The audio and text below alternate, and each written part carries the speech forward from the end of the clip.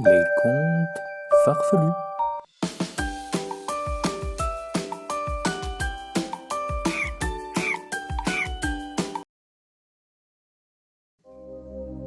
Il était une fois une petite fille joyeuse et lumineuse qui vivait dans un royaume vraiment très sombre avec tous les habitants qui ressemblaient un petit peu à des ogres et à des ogresses, avec des dents longues, avec la peau un peu grise et terne, et partout où ces habitants allaient, ils apportaient de la tristesse, de l'inquiétude, ils apportaient aussi un peu de saleté, des fois même beaucoup de saleté.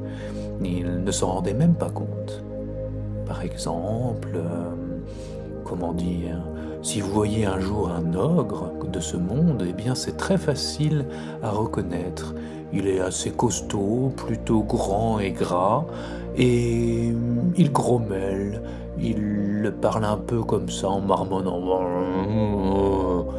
Et les ogresses aussi, elles essayent un petit peu plus de prêter attention à leur peau grise, mais c'est simplement pour la rendre un petit peu plus grise sombre, ou grisâtre, ou grisonnante.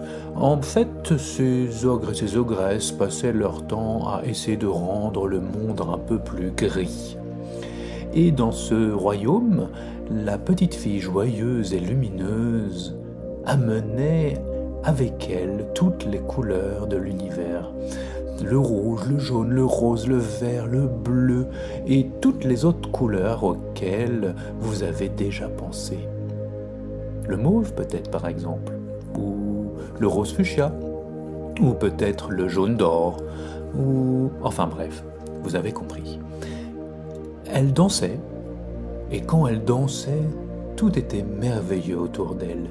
Les oiseaux quittaient leur pelage gris et prenaient des plumes colorées, toutes les couleurs. Les chiens et les chats laissaient tous leurs poils gris et prenaient des poils de toutes les couleurs. Et puis les chevaux aussi, et les ânes, les yaks, les dragons, les tigres, les lions, les girafes, les baleines, enfin, vous avez compris, les papillons, tous les animaux quittaient leur couleur grise et prenaient des couleurs. Quand elle chantait, cette petite fille, c'était extraordinaire. Toute la lumière de l'univers entrait dans ce royaume, par tous les recoins, par toutes les fenêtres, par toutes les portes, par les oreilles, par les yeux, par les trous de nez, un peu partout, à travers la peau, et même jusqu'au cœur. Et là, quelque chose d'étrange se produisait en général. Enfin, en général, au début en tout cas, c'est-à-dire que, voyez-vous, les enfants de ce royaume n'étaient pas encore tout à fait complètement gris, ternes, grisâtres, grisonnants, ils étaient gris légers. Et quand cette petite fille passait près d'eux, eh bien, ils hésitaient. Il y avait quelque chose qui se passait et gris bleu, gris jaune, gris rouge. Et en fait, il devenait de toutes les couleurs. Des couleurs, mais pas seulement des couleurs. En fait, il devenait lumineux. Et la lumière, laissant passer toutes les couleurs ou les couleurs qu'il préférait, s'exprimait. Ils devenaient donc des êtres de lumière et leurs parents ne les reconnaissaient plus. Ils n'aimaient pas beaucoup se rassembler, les habitants de ce royaume, parce qu'ils n'aimaient pas trop se parler, mais ils furent obligés, à cause de cette urgence, de cette situation tout à fait intolérable, de se rassembler et de se réunir pour prendre une décision. Comment faire pour que leurs enfants soient comme eux? Comment faire pour reconnaître son enfant? Et tous tombèrent d'accord. Il faut se débarrasser de cette petite fille toute étrange, toute bizarre, avec cette peau qui n'est pas tout à fait grise, mais qui est vraiment même pas du tout grise, du tout, et qui ne nous ressemble pas du tout. Et comment faire pour s'en débarrasser? Elle est si rapide, si vive, si intelligente.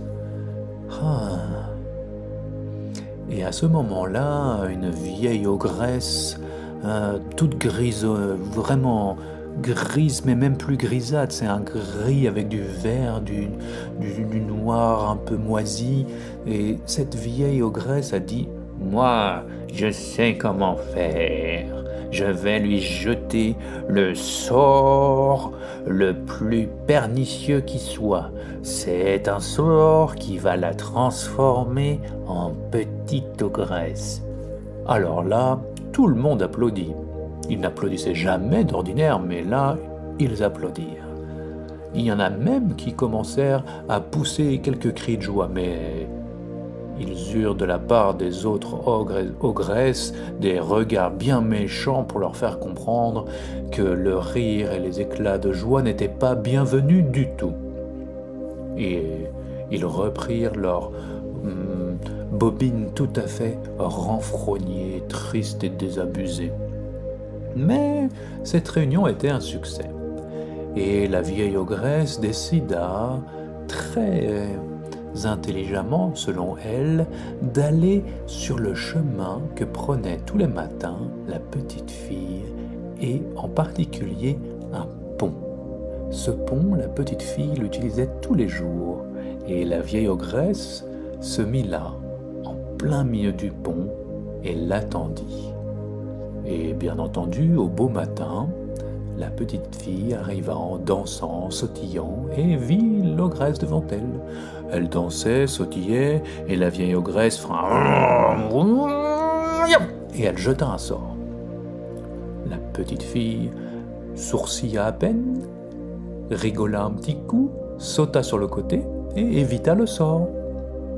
Le sort continua, et il alla s'écraser en plein sur la maison principale de ce royaume qui s'écroula.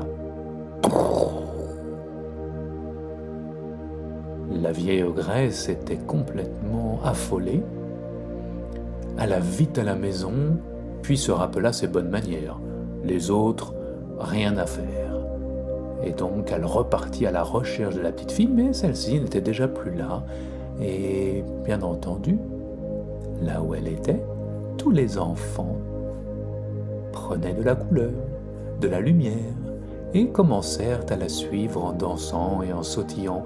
Et ce jour-là était vraiment un bon jour, car de plus en plus d'enfants prenaient des couleurs et de la lumière et devenaient lumineux. C'était tout à fait intolérable pour les habitants qui, chaque fois qu'ils croisaient la vieille ogresse, ne manquaient pas de lui jeter des regards méchants, dédaigneux, renfrognés, vraiment tous les regards possibles pour lui faire comprendre que c'était urgent et que pour l'instant, c'était un échec. Le lendemain matin, la vieille ogresse, bien décidée, avait... Qu'est-ce qu'elle avait? Voyons. Eh bien, en fait, elle avait mis toute son énergie à un sort le plus dégoûtant possible. Elle avait mis toute son énergie dedans. Et dès qu'elle vit la petite fille, elle l'envoya.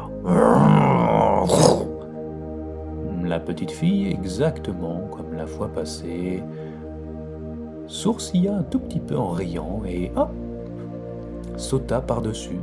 Et comme la dernière fois, le sort continua et il alla s'écraser sur toute une rangée de maisons du royaume des ogres et des ogresses.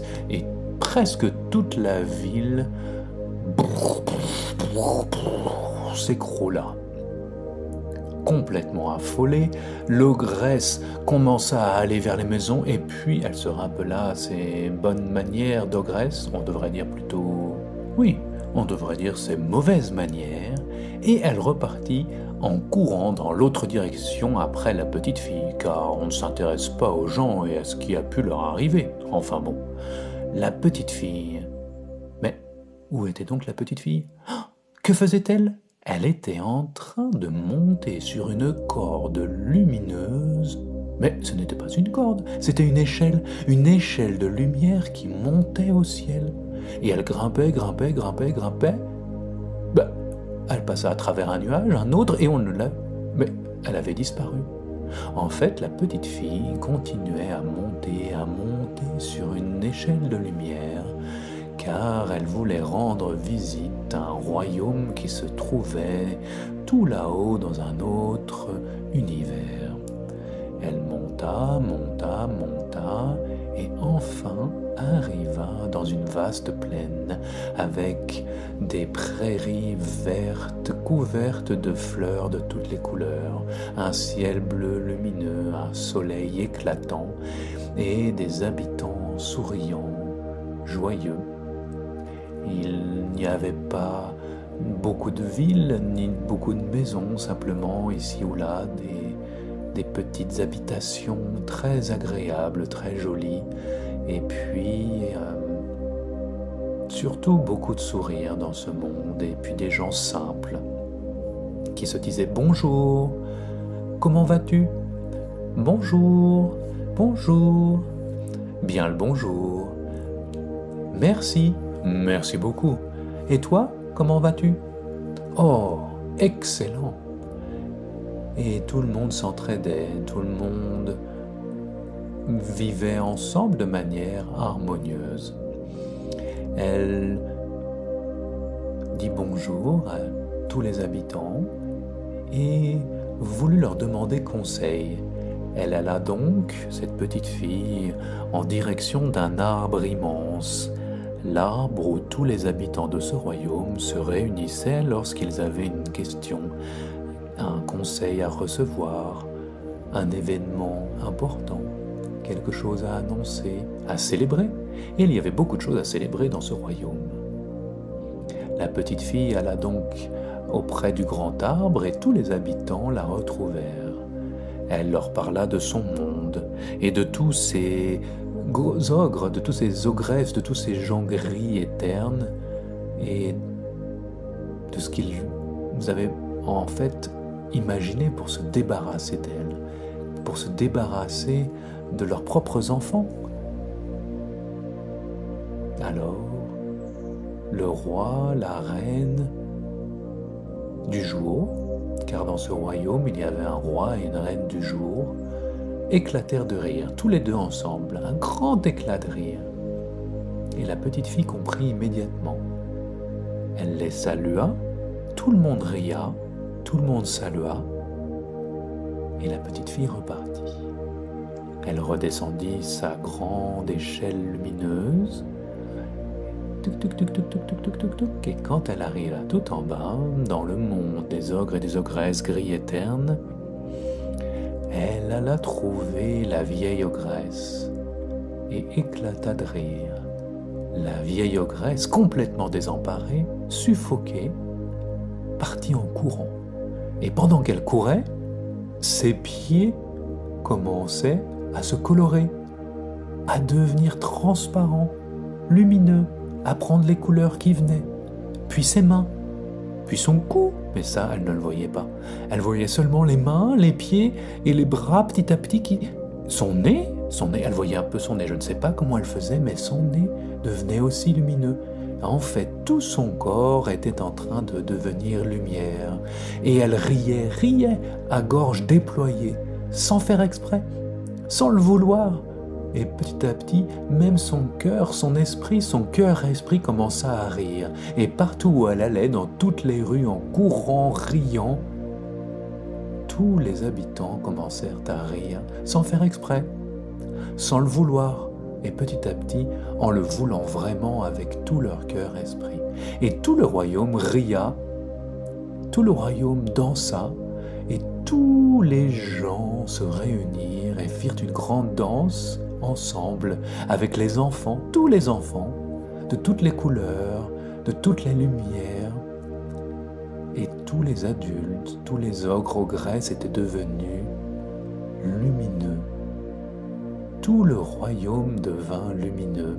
Le ciel bleu revint, la lumière revint, et partout la lumière de la joie et du rire rayonnait.